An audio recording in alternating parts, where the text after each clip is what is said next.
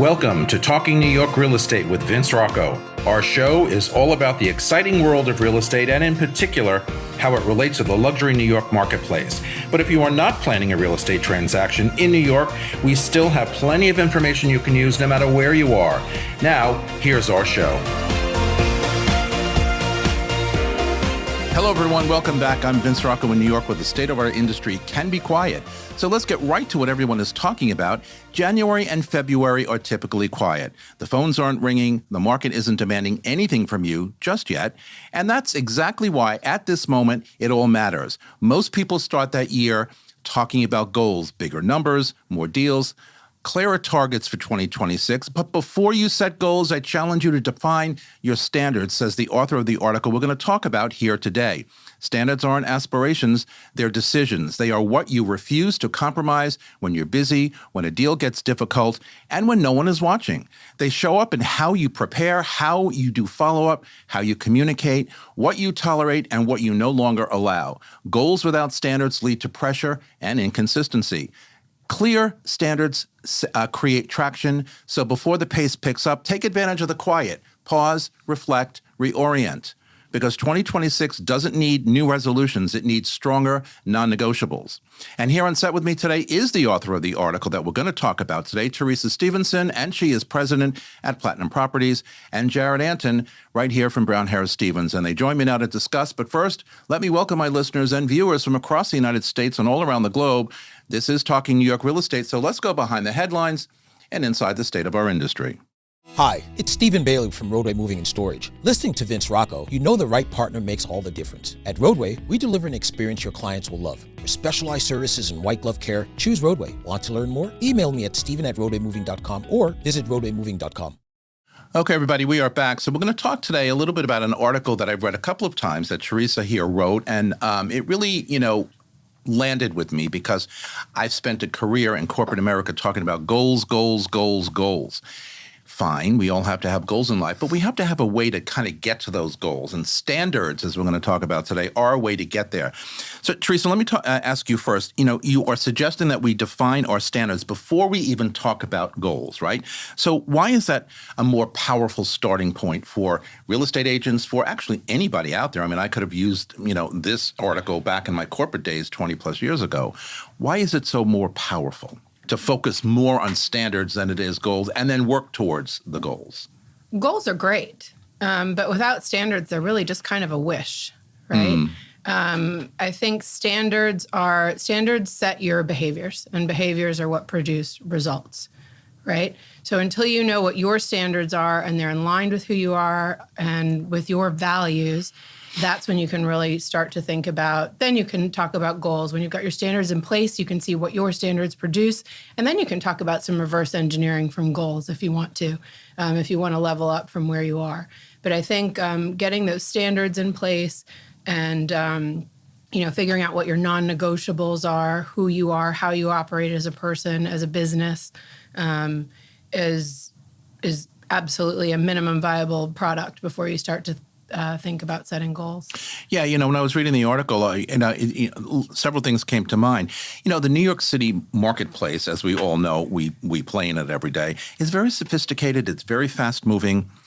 It's heavily scrutinized, okay? Mm-hmm. And so we have to be better than good, all right? We have to, be better than just your average good person. So You mentioned the word behavior, and that's an interesting word. I wrote it down. Jared, so, when you hear all these things, as a high-level, executive here at Brown Harris, and you're talking to agents all the time, how do these make more sense than goals initially?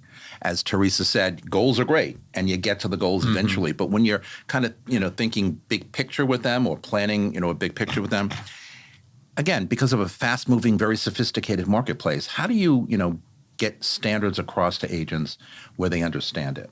Well, it's so important that as an industry, we try to actually elevate our standards. And it was a wonderful article that Teresa wrote, and it definitely resonated with me because for the entirety of my career in this business, I've been about elevating the standards of the industry, right? How do agents level up and do better? And the reality is, unfortunately, our industry is a collective taken doesn't have the best reputation. And it's our own fault in many ways. Vince, we talked on the other show that I was on with you about your time at IBM, and you look at many companies that have employees, right? Not independent contractors or 1099s like in real estate, and the company is demanding certain standards from their employees. If you don't meet it, you're out. If you don't meet it, you're not even in, right?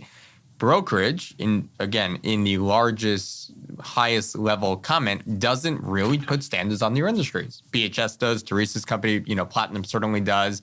So companies do, but in the aggregate, many companies don't impose standards on their agents, and many companies also excuse bad behavior from agents that are bringing in a lot of revenue because they're bringing in a lot of revenue. It's all over the news right now, a bunch of different stories around that. So part of the issue is that the brokerage in and of itself is not always instilling the right standards in their agents. So the agents need to go and find it themselves. And something I've talked about time and time again on the show, when you're just getting started in the business or when you're in a pinch, holding yourself to the highest standard doesn't always mean making the most amount of money in the short term, but it means making the most amount of money in the long term, doing right by the clients, and building the most sustainable business. But it is hard always to do the quote unquote right thing if you are in a pinch in the short term. And that's where we see very often that people compromise their standards to their own detriment, to their client's detriment, to the industry's detriment. And that is part of what we need to figure out as an industry, as a leadership team across the brokerages.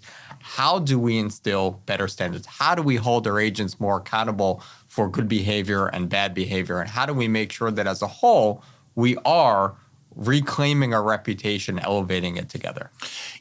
Reading Teresa's article a couple of times, as I've indicated before, I started thinking about my standards versus my goals. And again, every start of the year, as we talked about at the top of the show, January, February, sometimes into March can be a little quiet, not dead, but a little quiet until people start reactivating their thinking, their searching, their whatever.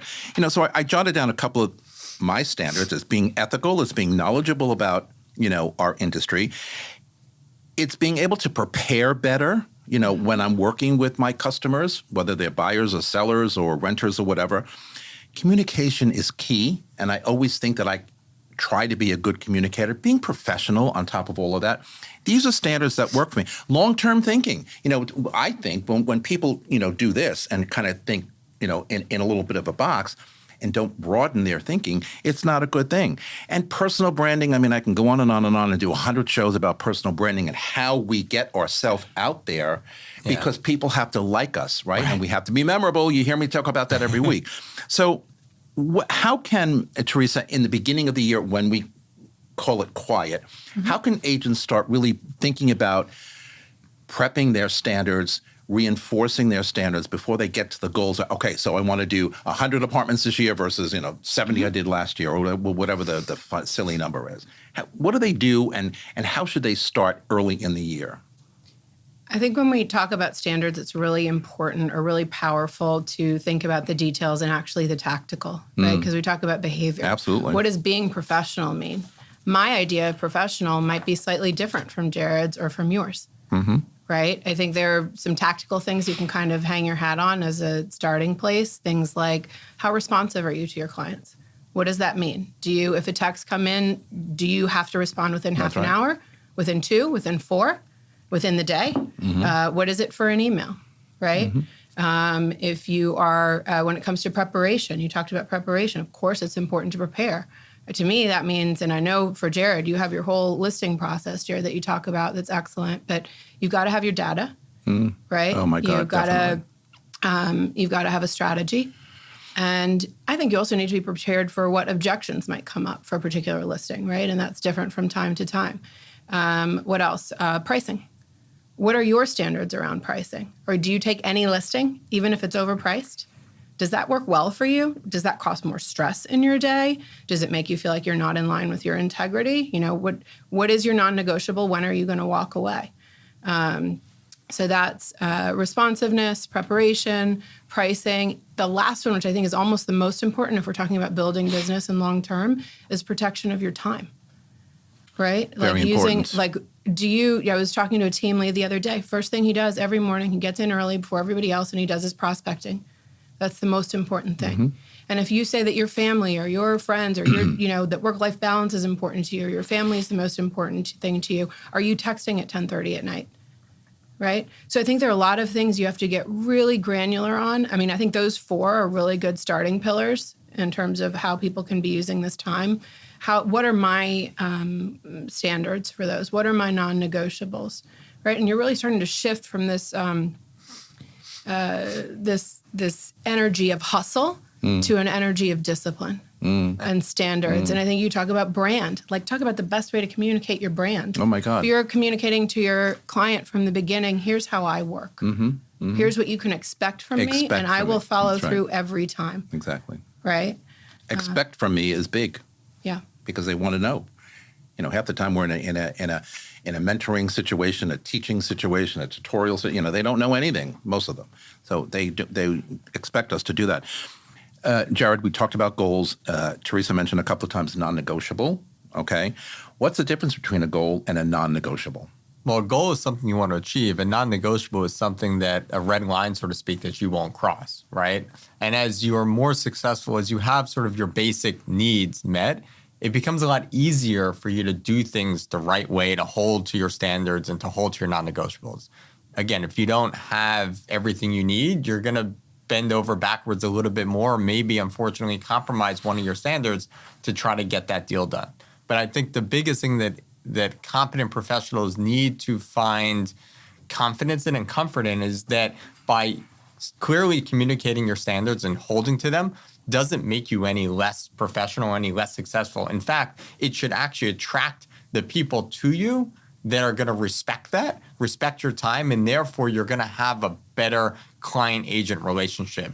It's the people that will answer call at all hours, will do anything that in many cases get taken advantage of by the clients, because like attracts like, and you're putting out that energy. But if you make very clear to the client, look, you're going to get my all. These are the hours. This is my non-negotiables. Obviously, if it's an emergency, I'm going to respond, but that you're not compromising, that time, so that you're protecting your peace of mind, right? That work-life balance is a fallacy. There is no such thing. It's trying to figure out that harmony and how you give and take and how you borrow and making sure that you fill up that tank. And that's the only way that you're going to be best for your client. So without setting the standards, you don't have your operating procedure. You don't have the way in which you're going to communicate yourself, with your client. And then you're not going to be able to hit the goals. The goals are just simply a list of things that you want to accomplish, but you need to be able to get to that by doing a certain set of things and doing them consistently and reliably. Yeah, well said. And I think sometimes that we have to think about how agents may not necessarily understand the difference between standards and goals, or even what a standard is. Teresa, what do you think most agents see compromising their standards without even realizing it? I mean, do they realize that they're compromising standards? Do they even know, as I said before, what a standard is? Goal, right? As young kids, you want to do what you want to do, and you want to be the best at it, and you want to have a goal, and your parents, teach you about goals. But do agents really compromise the standards and not even realize it? I think a lot of agents don't know exactly what their standards are if you try to pinpoint that down. And that's where I think that's this is very really sad. useful. No, I think, look, don't get me wrong. I'm not saying that agents don't have integrity. I'm saying that it's not intentional, right? And I think the beauty of really articulating those standards and making them non-negotiables, right? There's a difference between a standard and a non-negotiable. Standard is this is what has to be done when it has to be done. The non-negotiable part of it is I've already made this decision, right? This is not something I have to waste time, energy, and effort deciding whether or not will I take this call at 10? Will I run into this listing appointment? Am I going to take the time right now to prep for this listing appointment, even though I have 20 other things on my plate? I am going to, because it's a non-negotiable, and I always have that ready to go, right? When we get busy and we have to make a decision about whether or not to do something, it's far more likely that we're going to skip prospecting that morning. Right? Absolutely. But I've already decided that's a non-negotiable, and you don't have 20 non-negotiables. No. Right? If you have the 4 non-negotiables that I've already talked about, that's a really strong start, and you're head and tails above the rest. right? Part of your prep checklist, whether it's a listing appointment or a buyer appointment, is going to be, what are those forms? What are the conversations that I have, right? How do I have them? This is the way the Teresa Stevenson team does it every time, right? So I think if you have all of that in place, it's when you get busy, when there's pressure, right? You were talking about early in your career, right? When maybe you don't have as much of the things satisfied, there's pressure, there's all of that. If you've already made the decisions in advance, which are the better long-term business decisions, right? Then you're not thinking about whether or not to do something. It's done. Let's hang on prospecting for a second, because I would argue it's the most important thing and the most costly thing for an agent to ignore or to skip. Teresa and I have both had these conversations with agents who, have closed a bunch of deals, and now they're standing at the face of like LCAP, right? Like they're standing at the face of a mountain and they're like, how am I going to get up on there? And even though we've had these conversations with them time and time again, 5, 6, 10 times, and every time they do it, it is the most daunting when you're standing in front of, a sky-high wall that you're like, I don't know how I'm going to get up there. And if they would have just focused on prospecting, even when they were busy, they would have been able to jump from peak to peak and limited the amount of time they spent in the valley. So I would argue that the most important time to prospect is actually when you're the most busy and have the least amount of time. But too often they skip that. And I think, and Teresa and I both sit sort of on this generational shift where I think we have old souls, but we're seeing the next generation, Great way to put it, right? Thank you. be raised in this way of wanting instant gratification, in a way of being told to do something and then look up and say, okay, what's next? Without the ability to truly have that proactivity and without truly having the ability to understand, to use your word, intentionality behind it. And they're being raised in, the social media generation where it's, let me go jump in a pool and I'll get all the clients and the listings and it'll sell, right? So I think that there's just this generational sort of mindset shift that is not supporting how competent professionals generally need to show up to do business today.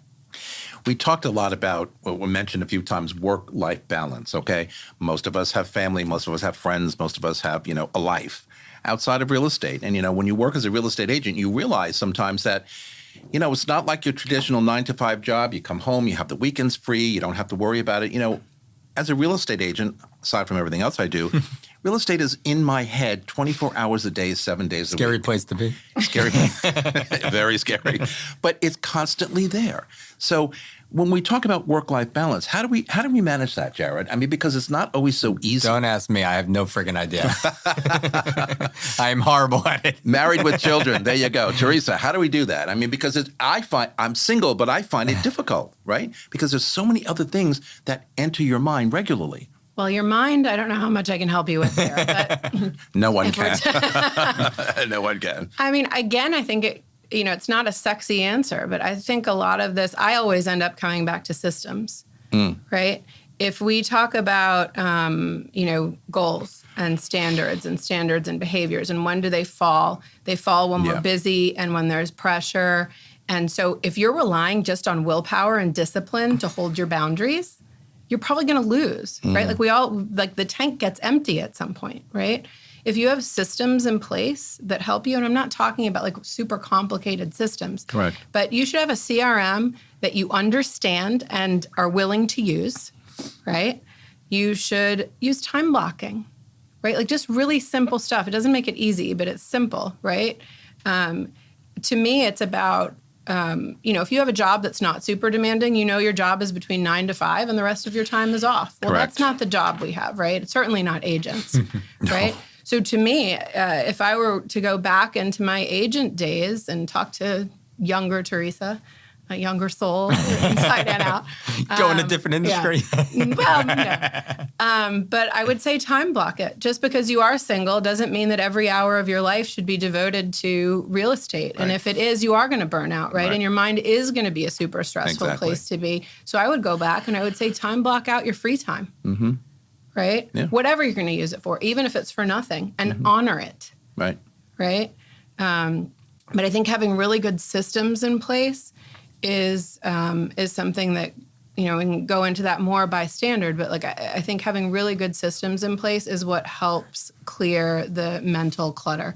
Because if you don't have a place for it, if your brain doesn't know that it can count on your systems to back things up for you and to remind you that what you need to do the next day and at what time of day and how, it's all going to live up here. Your mind wants to close the cycle. It's actually like a psychological thing, right? If there's something you need to do, and it's why they tell you to write things down at night, right? If you can't fall asleep because you keep thinking about it. I can feel it sometimes trying to close. Yeah, Believe exactly. me. Right? Exactly. Yeah. So if your brain is basically like, oh no, Teresa's got that. She's got a system in place for that. She's not going to drop the ball on that. Yeah. I can go to sleep. All right, with that, we're going to take a quick break. Coming right back after these messages. This is Talking New York Real Estate on the More Network. We'll be right back. Don't go anywhere. The Everset provides full-service staging and furniture rental solutions in the New York area. For more information, please visit us at staging.theeverset.com or email us at staging@theeverset.com to request a free proposal. Okay, Jared, what happens when someone sets ambitious production goals, okay, and we all have ambitious production goals, without clear, as we keep talking about, standards underneath those goals? I mean, if you just forget the standards, forget the professionalism, the preparation, the whatever else is, how do they succeed with just goals? Do they tick people off? Are they not as welcoming to people? Maybe? The short answer is they're simply not going to succeed. Okay. Because most likely they would have set a goal that is far too lofty for what their systems, foundation, processes, standards are set up for. Now, they may, but at what cost? What's the burnout? What are they going to do in terms of sacrificing or compromising their standards or their integrity? What is the effect going to have, on their reputation and things like that? So I think the importance is knowing that hitting your goals for one day, 1 week, 1 month, 1 year, whatever that is okay. But the reality is, how do you actually put consistent performance so that you know that the business that you're building is going to pay you dividends? Part of the issue with our industry is that every year you start at zero, right? You're back to square one. You can be the best producer or the worst. On January 1st, you have produced the same amount. Many other industries, you're getting paid a residual off of previous business, but in this business, you're not. And that can be incredibly scary, but it also creates an opportunity to reset, as Teresa talked about at the start of every year. So you need to make sure that you're having that intentionality, that you're building a business that is going to pay you that dividend. Going back to what we spoke about a little bit before, when you look at a client and you look at how that client is treating you before you ever enter into a relationship, think very carefully if that's a client that you want to take on. I've coached countless agents over my years to basically turn away a seller or to turn away a buyer because the demands of that client are ones that the agent wasn't going to be able to comfortably meet. Doesn't mean that the demands of the client were wrong. It just meant they weren't matched for that agent, and it would have created stress, conflict, and a bad experience. Rather, that agent should devote time to the client that they're going to be able to create a good experience and a good result. So that client becomes a raving fan for life and becomes an incredible referral source. So that's an important lens to look through as you're marching towards your goals is, great, I may make X amount of dollars from this client today, but what's the residual value and how am I going to work to make sure that I nurture and monetize that for the future? And that's where having a CRM comes into play. I'm amazed by how many successful agents I speak to that have no system in place from a CRM. They have an Excel sheet or their mind or their legal pads. Or not even. And it's crazy because they say they're very successful and objectively they are. And the question is, how much more successful could they have been if they had developed even a rudimentary system to be able to take that mental load off, to be able to leverage themselves? And I think that's the biggest piece is at some point, everyone caps out with how much that they can do. And at that point, you either will do more, but you're going to compromise or sacrifice the level of service that you're going to put out, or you're going to simply just hit your max capacity and leave your potential unreached. So having the right tools, having the right systems in place allows you to leverage yourself and leverage your business, which gives you scale. And in this day of age, as we're seeing more larger teams and things like that take more market share, scale becomes everything. Scale is everything. I mentioned a couple of things as my standards earlier. Teresa, you run a big firm and you manage agents, et cetera, et cetera. Let's talk about knowledge and data and how important that is. I think a lot of agents sometimes kind of skim through stuff. I mean, this guy over here writes brilliant reports for us every Monday, I think it is, or whenever, and they're wonderful to read. I read every one of them because I'm a kind of a data freak. I'm a news junkie and all that kind of stuff. I want to know this stuff because to be knowledgeable and to be able to communicate, which is another one of my standards, to my customers. In fact, I was doing that this morning on the train coming in from the suburbs due to the storm. And I'm like, you have to be able to clearly communicate data and knowledge. How important do you think that is for your agents, and do they get it? To understand the data, to go and get the data, and to be able to share their knowledge?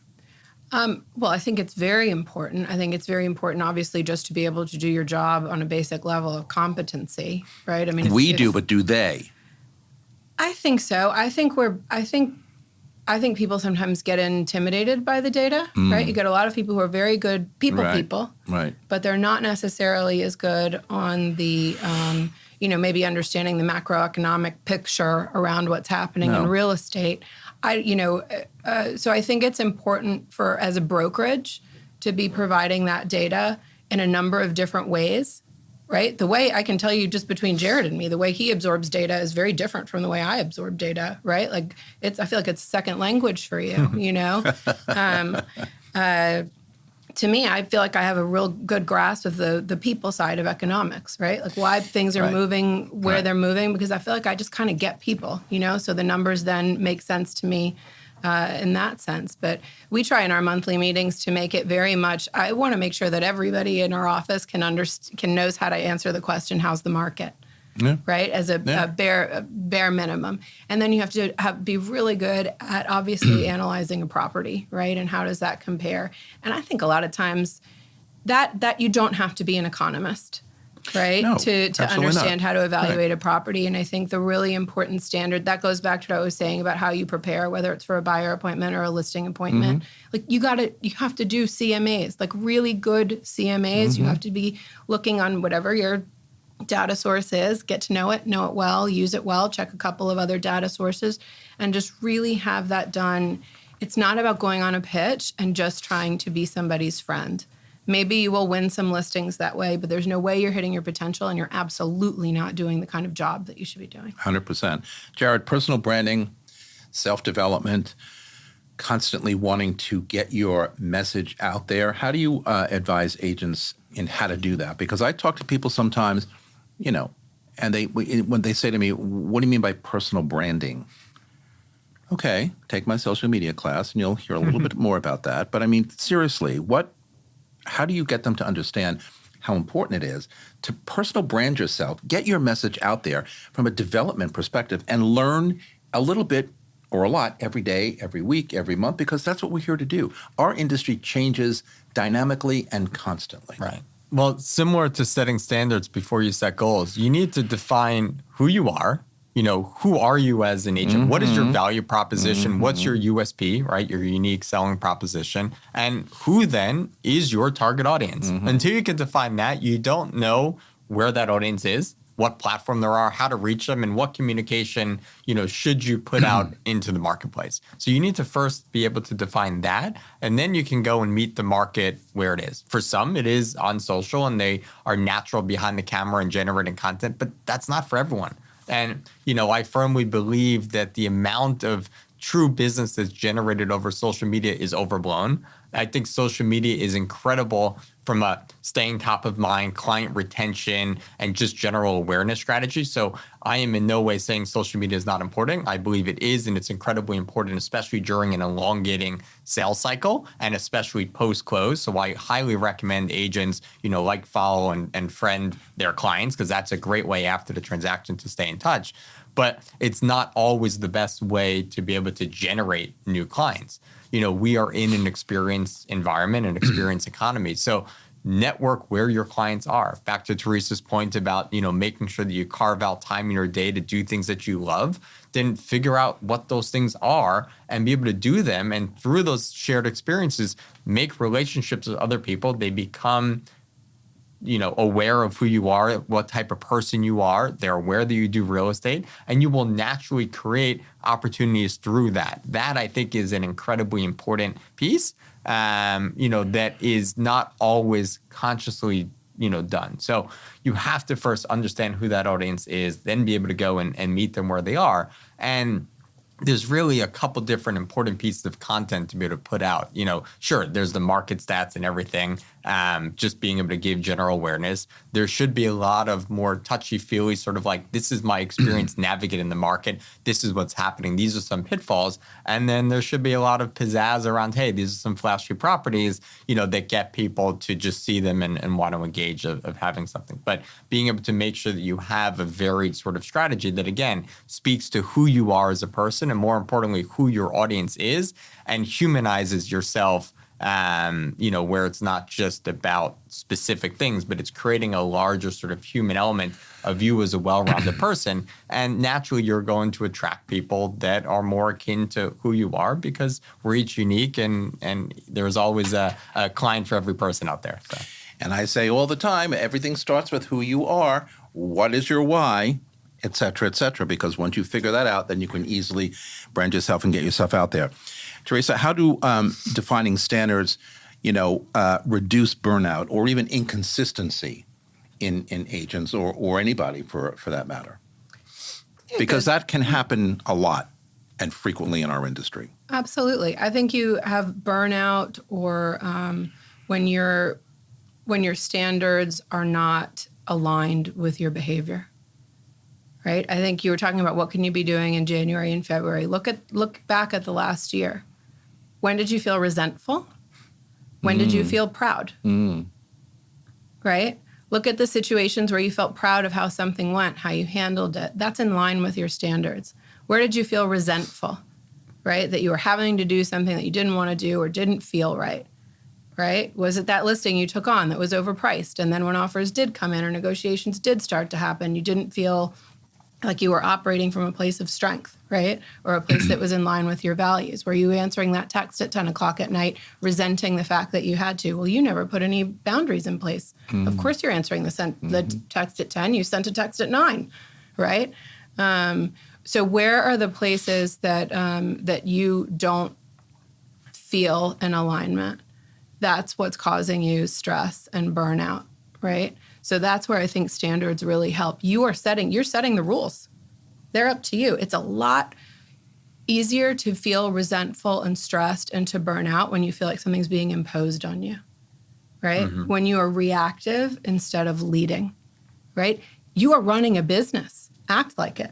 Act like a leader, right? You are the boss. You decide the rules. Right? You also decide when you make the exception to the rule. I'm not insane. Like there are times when you answer a 10 o'clock text. Of course. Right? Absolutely. But you really have to be intentional. If you are setting the rules, I think you will find that burnout is a lot less about how hard and how often you work and a lot more about who's making the rules for your business and how you live your life. And I think, as far as setting the rules for yourself, I think if they're the right rules and you communicate them properly, people are going to follow them.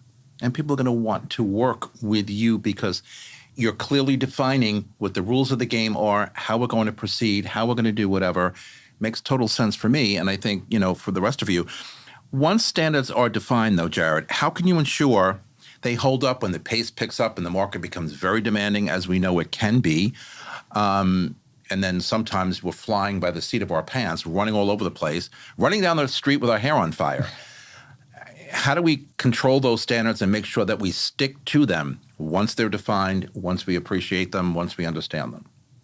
Admittedly, it's very difficult to do so, but you yourself are the only one that can hold yourself accountable to doing that, right? To the extent and that everybody you have is different. A coach or someone else, that becomes an accountability partner. Yeah. But at the end of the day, it's up to you, right? And there's so much in this business that we do not have control over, right? And me personally, one of the biggest drains of my energy is when things are happening that either I don't have control over or people are not meeting their stated, time commitments, right? Even a simple story of last night, my snowplow guy was supposed to come. He said, I'll be there later today. Then he said, I'll be there in the evening. He didn't come until 3 a.m.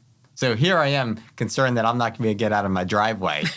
My anxiety was running high. I watched a lot of TV in the middle of the night because I didn't sleep. And usually I sleep very, very well. So these are simple things. If he would have just told me, like, I'll be there, between 2 and 4 a.m., like, no worries, you'll be able to get, like, that would have been fine. And I would have been able to control my internal narrative. So I am so... I preach this all the time about having that no update and that over communication as a real estate professional to the client, because the reality is everyone's going to invent their own narratives that are far worse, right? I was inventing all sorts of narratives, in my head about this that are far worse than the reality.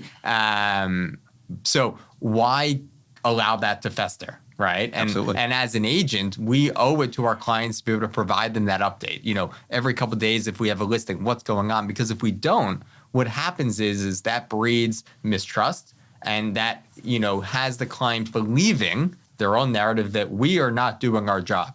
So any conversation when it comes to a price drop or a negotiation becomes that much more difficult because their narrative is that you, their agent, didn't do everything in your power to get their home sold. So if you show your work all the time, that helps you, be able to maintain control. And does that take a little bit more time day to day? Absolutely. But on the aggregate, you're saving a ton of time because you're not having to put out fires later on. So as a way to be able to hold to your standards and be able to protect that time block, if you do the little things every day, right? If you communicate, if you provide that no update. So, hey, Teresa, I know I was going to let you know by 10 a.m., today what's going on with the buyers. Just want to let you know I checked in with their agent. I haven't heard back. I'm on top of it. Don't worry. I got you, right? That little bit of check-in is going to give Teresa, at least if she was me, a bit more peace of mind and comfort. And that is so powerful because it'll save me hours later on of having to deal with Teresa being frustrated that she hasn't heard from me and thinking that I'm doing something, wrong. I just want to piggyback on that real quick, sure. Vince, because I think the tactical here helps a lot. I absolutely agree with everything Jared said. And I think the tough thing is when things do get busy and hectic, balls drop, right? Like I didn't text you because it was hectic and it was such a huge snowstorm. And I had this person calling me. And, when it's so busy, that's when you're likely to forget to do the things that you should do. And that's why, for me, having that system in place is so important. Like one of the CRM that we use is set up so that with current clients, you get a nudge. I think it's every 2 days if you haven't already reached out to them to reach out to them. Like there are different cadences for different people. So the nudge is there so that as long as you still hold sacred, whatever hour you have in the day for current clients, you won't forget to do that, right? Or that hour is there and you're like, you know what? I've got to go on an appointment there. I've either got to move that later in the day or I have to get my assistant to do that today, even though I would normally do it. It's not ideal, but I'll just tell them to say, hey, so-and-so's on it. You'll hear from them tomorrow morning. But having those systems in place so that there's at least something alerting you that you're forgetting something, right? When you do, because we're going to forget. We're going to get hectic. And Go ahead. That's why they say the best offense is a great defense, right? So all those little things that we just described, that's the defense, right? Going out there and prospecting, going on pitches, that's the offense. And one of the biggest mistakes I see agents make is not investing in that admin help until it's too late. You have to invest in that admin help early because that's the only way that you're going to be able to break through to that next level without sacrificing your mental sanity, your standards or things like that. And there's a lot of different ways to be able to go and get that. But and this is an important but, you can't effectively support that admin or assistant if you don't have the right systems and processes because you need someone else to be able to pick up what you've put down and they're not in your brain, reading your mind. So you need to be able to work out of a shared database that they can follow what's along. So agents have to set the right structure from the get-go and they need to be able to leverage help earlier than they may think to be able to truly get to the next level. Okay, with that, we're going to take a quick break. On the other side, we're going to talk about maybe the agents are afraid. And we're going to talk a little bit about culture. Don't go anywhere. This is Talking New York Real Estate on the More Network. We'll be right back. This podcast is supported by the More Network, powered by Brown Harris Stevens. Real estate touches every aspect of our lives, from design and architecture to investing and the economy. Now there's a way to get all your real estate information in one place. The More Network. With more than 20 podcast and webcast series, the Mastery of Real Estate Network is powered by Brown Harris Stevens, one of the country's most distinguished brokerages. Discover advice from notable entrepreneurs, compelling topics, and access to top global real estate experts. Subscribe to their YouTube and Apple podcast channels by visiting getmorenetwork.com. Okay, so let me ask you, you've managed agents for a long time. Teresa has, I have in my past. When we talk about, getting our standards straight and correct, and we talk about setting our goals properly and behaving, I like that word behavior that you've used a few times today, behaving in the right professional way. How much of it is when an agent, kind of falls down or gets nervous or didn't respond to a text and they come up with an excuse or whatever? How much is it because they really don't know? They're really inexperienced, or they haven't, really been trained well? Because I run up against this all the time when I'm teaching real estate, and it's almost like intimidation sometimes, and they don't really understand what they should be doing, even if they understand what a standard is, even if they understand what a goal is. Oh my God, how do I put it all together? And it's not that they're brand new at it. Some people just don't focus, right? Comment? It's all in the tact of how they handle. It's totally okay not to know something. It's not okay to lie, make something up, or to pretend that you do know it. Right. And, so if Teresa asks me a question and I don't know the answer, I have a couple different options. I can either make it up and lie. That's not a good option, so we're going to throw that one out. I can say very frankly, that's a great question. I don't actually know the answer, or that's a great question. Let me confirm and get back to you, right? At least then I'm acknowledging receipt and letting you know. Or even better, you can say, hey, Teresa, great question. I'm tied up, on an appointment or with another client. Let me get back to you in 2 hours. That gives you enough time to go and speak to your manager or speak to a colleague or your team leader and get the answer and get back. But at least I've said to the client, I hear you, I got you, and I set an expectation for when I'll get back to you, and then make sure that you do. Or if you can't, then say, hey, so sorry, appointment ran a couple minutes longer. Give me another 30 minutes and I'll be back to you. And Vince, I want to address what you said about focus, because I think everything Jared said makes sense for the micro, right? Like, what in the moment do you do? But if you're talking about the macro, is it that agents lacked focus, or that they, I think there are a lot of agents. I think most agents are either artists or operators, right? I think it's like an old Tom Ferry thing. But regardless of his coaching mechanism, I think for operators, they're already doing some version of this, right? And if they hear this, they're probably picking up some tips on how to do it better. For the artists, who are great hustlers, great generators, the idea of putting together systems probably makes them want to stick a pencil in their eye, right? Yeah. So some of it is just like, that's not how it works. It's not exciting. It's not what's worked for me. And I think this is a little bit of a situation of what got you here won't get you there, right? Like, you've done great on your natural talent, but now you do need to start to think about some of these things. And how do you do that? Well, go to your manager. If you're at the kind of firm where the manager has the bandwidth to help you with this, go to your manager. If you're not, engage a coach. If you can't afford a coach, find a good accountability partner, right? Somebody who will help you instill a little bit of structure and take baby steps.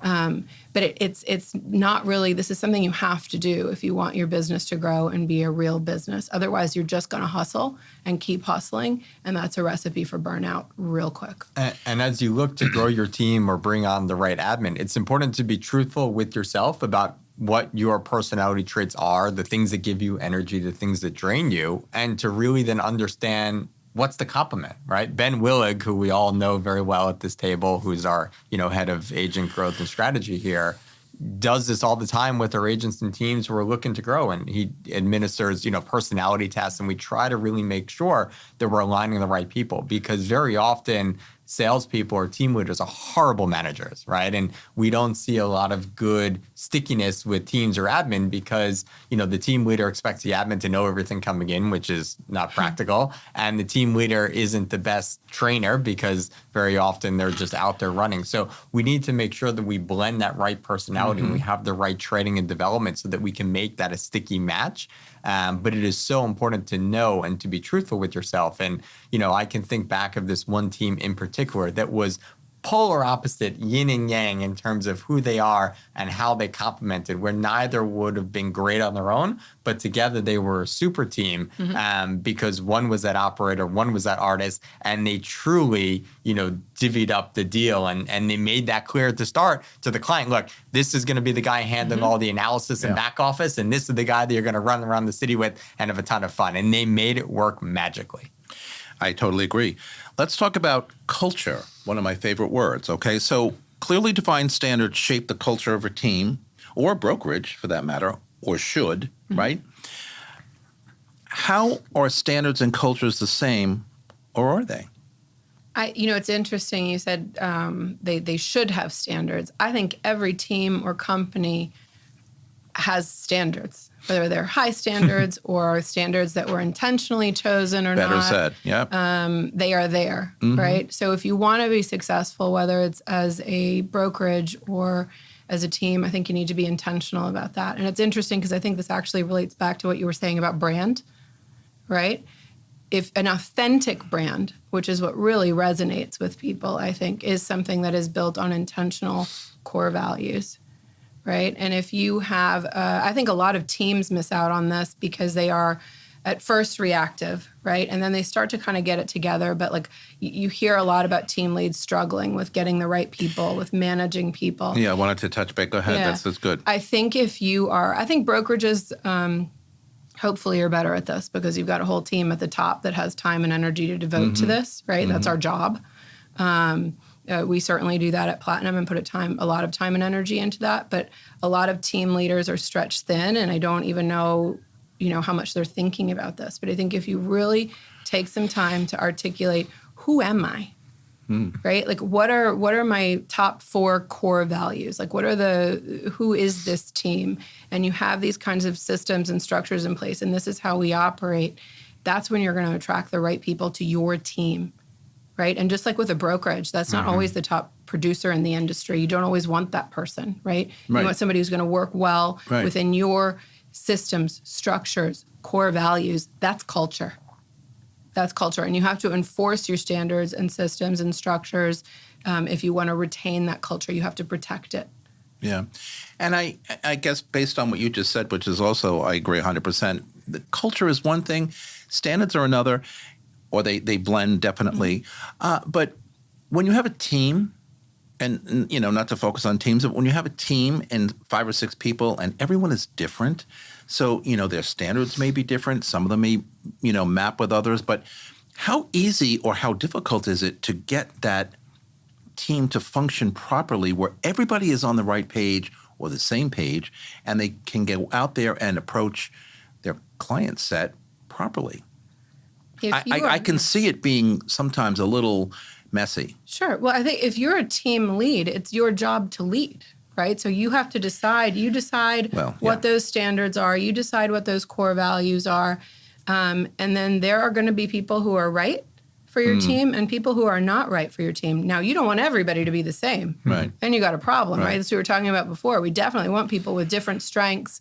But at the end of the day, people have to be aligned with your standard operating procedures, with how you do things, because they're going out there and they're representing you and your team, and so that you can function well as a team. I think a lot of one of the things that gets in the way of leaders is that they are, and understandably, they're very, very busy, but it's easy to shy away from hard conversations. And just like an employer with a manager with an employee, a team lead with any junior agent or assistant, you've got to either be coaching people up or coaching them out. Do they get it? Do they want it? Do they have the capacity to do it? Right? And those 3 things, you need to be having conversations based on that all along the way. And if somebody isn't meeting that criteria, after you've tried to coach them up, you're coaching them out. Right? And you have to be willing to do that. You have to be proactive. You have to lead instead of being reactive. I mean, when I was running my own firm for 4 or 5 years, whatever it was, I wanted to know people's personal standards, okay? And because I tried to map them to what the firm's standards were. And sometimes I'd be interviewing somebody and say, not really, not going to work. Because I think I could tell or perceive that person's going to be stuck in the mud, do their own thing, maybe successful, but maybe going to tick people off, in the rest of the agent pool. So it was kind of like a tough go for me sometimes, and I would turn people away more than I would accept them if their personal standards, and I would ask them, point blank. How do you feel about that? I mean, it's important, right? As a leader in a firm, in a large firm, you know the culture here is amazing. I mean, I'm here because I love the culture, and I've been here for 100 years. But what do you think about that?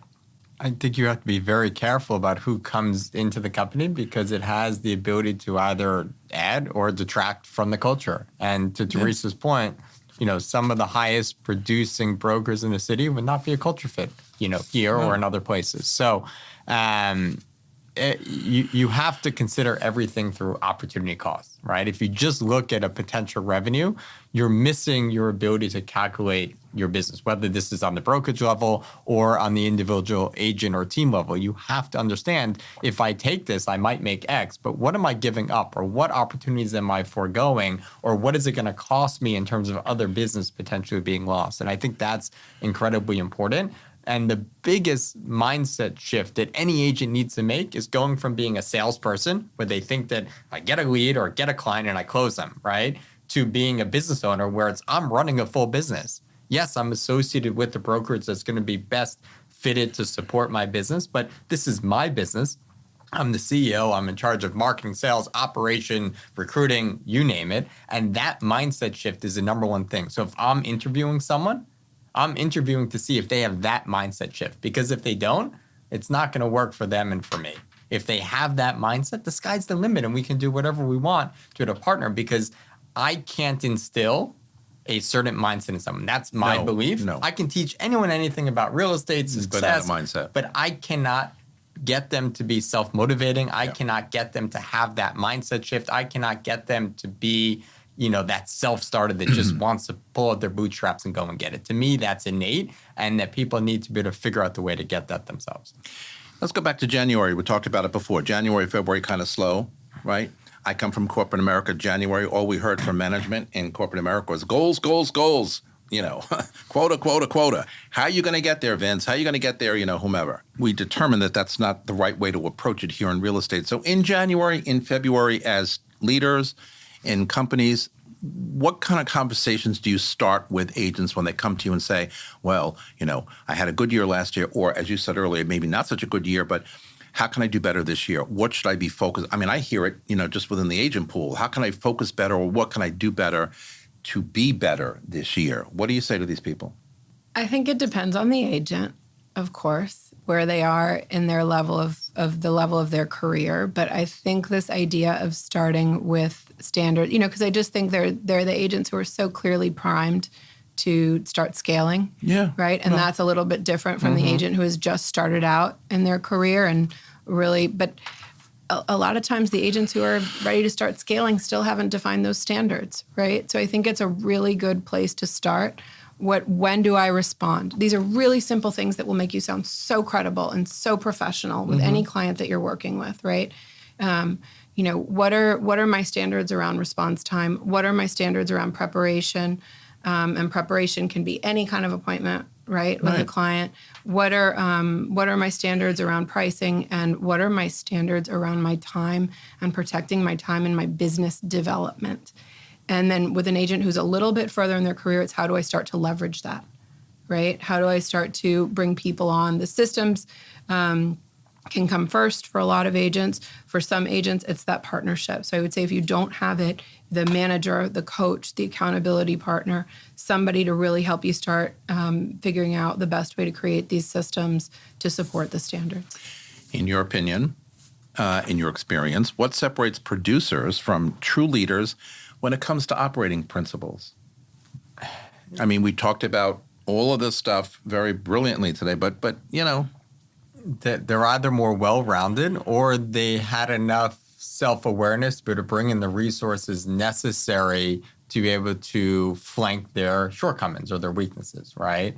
Top producers need to be firing on all cylinders, and very few people can do it all themselves. So they need to make sure that they're bringing in the right people with a complementary skill set. I would also add that they would be setting their 2026 goals around Thanksgiving of the previous year. If you're waiting till January, February, you've already lost a quarter of the year. So going back to that proactivity, let's take stock of where did our year go before. You'll be able to forecast out what's going to close because by early November, you pretty much know what's in the pipeline for the rest of that year and the start of the following year. So those are really the most important things to me is, again, back to that proactivity and doing it early. Yeah, and anybody who knows me or have taken any of my classes, I use the term banana heads, okay? Because on the street, I call them other things. But on the, in public, they're banana heads. And there's a lot of banana heads out there, whether they're team leaders, whether they're successful real estate agents, and sometimes you just want to belt them, okay, hit them. And I look at them sometimes and say, as we were talking through this conversation, well, do they have standards? Probably not. Do they care about anything other than themselves? Probably not. Are they transactionally oriented versus relationship? Yeah. And to me, that's a problem. Okay, so when we talk about all of these wonderful things about being prepared, being on brand, being knowledgeable, understanding the data, communicate properly, becoming that professional, how do these people get away with it? I'm not putting either one of you on the spot, or I'm not saying that you have them or don't have them in your firms, but how do they get away with it? Because I look at them sometimes and say, wow, 24 years in this industry, holy you know what? And a lot of them are top producers. I think it's a matter of, I think to me, the banana heads are probably on the, if we go back to this idea of hustle energy versus discipline. Yeah. Right. And I think it's hustle, get out there, put on a great show. Right. And especially, I mean, a lot of people aren't choosing their agents based on reputation, right? They don't even know. They're like, maybe they got a recommendation from a friend. Maybe they found somebody online.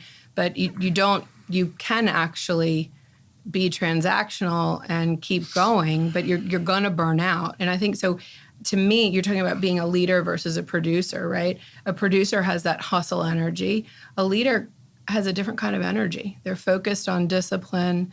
They're, a leader when they walk in a room, right? Versus a hustler who comes in with that energy 100%. Of, you're talking about, are they in it for themselves? Are they in it for this transaction? I think there's a very real thing that happens when you are more calm. When you're walking in knowing that you're willing to let that listing walk away if it doesn't meet your standards, right? That you're willing to not make an offer to an agent if they have top revenue because they're going to poison your well. That's a different energy that you walk into a room with. And to me, that's the difference between a hustler, a producer, and somebody who's a real leader, even if they are a leader of one. Last thought. At risk of discrediting everything I've just said for the last 58 minutes, I would argue, though, that hustler, real estate, as I like to say, is a contact sport. So if you're a hustler and you have a better network of more people that want to do business with you, no matter your systems or anything else, you may do more business than the person with the best system. So I still, at the end of the day, this comes down to who you know, and that's why prospecting and building genuine relationships is still the most important thing. And to me, as technology, as AI becomes ubiquitous, the differentiator is not how you use AI or whether you use it or not. It truly is going to come back to the human element, the relationships, the soft skills, the ability to follow up and follow through. So I would challenge everyone, if you want to be successful today, focus on the human element, focus on the real relationships, because at the end of the day, you can be the smartest person in real estate. But if you don't know the right people, you won't do as much business as your potential allows you. So the ultimate way to unlock your full potential is to meet as many people as possible. And to the agents that have a full load of business because they are that hustler, you're still selling yourself short if you don't have the right systems in place to be able to harness all of the people that want to be able to do business with you. Jaron Anton, Teresa Stevenson, thank you so much. Great conversation. Coming right back after these messages with my final thoughts. Hi, it's Stephen Bailey from Roadway Moving and Storage. Listening to Vince Rocco, you know the right partner makes all the difference. At Roadway, we deliver an experience your clients will love. For specialized services and white glove care, choose Roadway. Want to learn more? Email me at steven@roadwaymoving.com or visit roadwaymoving.com. Okay, everybody, we are back with my final thoughts. As we move into 2026, remember this: goals measure outcomes, standards determine outcomes. The market will fluctuate, volume will rise and fall, competition will intensify. None of this is fully in our control. Your standards are in your control, how you prepare, how you communicate, how you protect your time, how you show up when it's inconvenient. If you raise your standards, your performance has to follow. If you leave them vague, your results will be unpredictable. So before this year starts, it's actually started, ask more of you, decide, who you're going to be in your business, not what you hope to achieve, how you intend to operate, because when standards are clear, success stops feeling accidental, it becomes inevitable. And always remember, as Vince says, be memorable every day. And that's it for this episode of Talking New York Real Estate. And as we move through the year, we should always remember it's not about grand promises or overnight change, it's about intention. Choosing clarity over noise, growth over comfort, and being deliberate with how we show up every day. Thank you for listening. Thank you for watching and being a part of the conversation. If this episode brought value, share it, subscribe, and keep asking the questions that matter. Until next time, stay informed, stay intentional, and keep finding your space. You can follow me on Facebook, on Threads, Instagram, LinkedIn, Blue Sky, Substack, or TikTok at Vince Rocco. And John Maxwell says, a leader is one who knows the way, goes the way, and shows the way. And from all of us here at Talking New York Real Estate and the More Network, to all of you all around the world, thanks for spending a part of your day with us. I am grateful. Keep thinking the good thoughts, and I will see you next time. Goodbye, everybody.